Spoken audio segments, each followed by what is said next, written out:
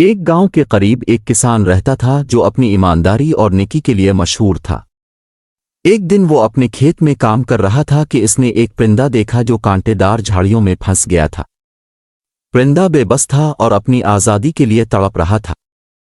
किसान ने इसे देखते ही सोचा कि इसकी मदद करनी चाहिए।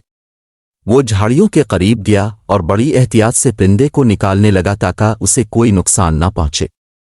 कुछ ही देर में किसान ने परिंदे को आज़ाद कर दिया। परिंदे ने किसान की तरफ देखते हुए अपने परों को फड़फड़ाया और एक मीठी सी आवाज में कहा, आपने मेरी जान बचाई है और मैं आपकी मेहरबानी को कभी नहीं भूलूंगा।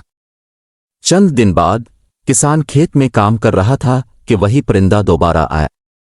इस बार उसकी चोंच में एक चमकता हुआ बीज था।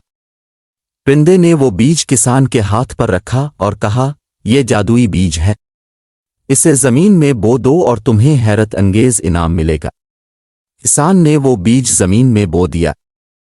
कुछ ही दिनों में वहां एक दरख्त उगा जिस पर सोने के फल लगे थे। किसान की खुशी का कोई ठिकाना ना रहा। उसने इन फलों को फरोख्त किया और अपनी जिंदगी को बेहतर बनाया, लेकिन वो अपनी नेकी और आजिज़ी को कभी नहीं भूला। कहानी का सबक, नेकी कभी ज़ाया नहीं जाती और उसका सिला ज़रूर मिलता है, चाहे देर से ही क्यों ना हो।